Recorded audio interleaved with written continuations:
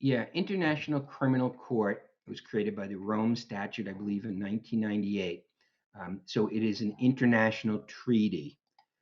Who is not a member of it? Who did not join it? The United States, China, India, and several other countries, including Israel.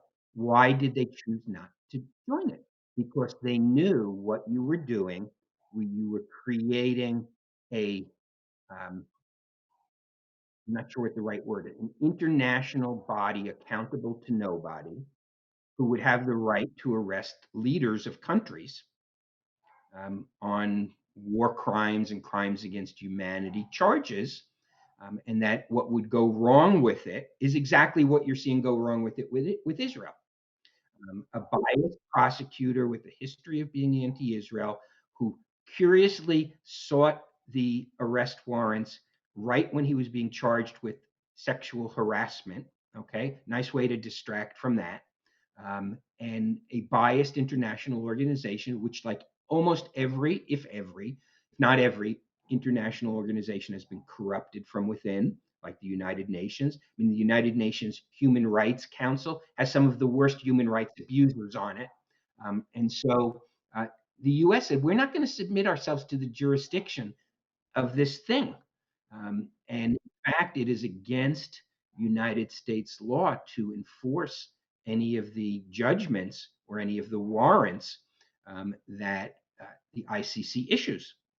And so they decided that they were going to bring this. And so Bibi Netanyahu, the prime minister of Israel, and I'm forgetting his first name, Gallant, the defense minister, who, for the actions of the IDF post October 7 in Gaza, they have, to the best we can tell, relied almost entirely on corrupt international human rights groups, which are nothing like you would think they were. Amnesty International is corrupt as anything now. It isn't just an anti-Israel group. Human Rights Watch, the founder of it, resigned because it had become so obsessed with Israel. These are groups that publish misinformation and a few other. There's even one or two Israeli human rights groups that just produce fabricated or distorted information. And that's who they rely on. They did no independent investigation. And the main charge they've brought against them is using starvation as a tactic, as a military tactic. And there's been no starvation in Gaza. Not a single person has died of starvation. The pictures that Bernie Sanders and others show on the floor of the House and the Senate are not of a starving Palestinian child. It's a Palestinian child who has a debilitating neurological condition for which Israel gave him medical attention. And so what you see in that picture is a child withering away from a neurological condition. And Bernie Sanders, one of the most despicable people in this country, holds that up to show that Israel is starving children to death in Gaza. Really terrible man, terrible, terrible man. And so uh, it's a complete fabrication. It's a complete hoax.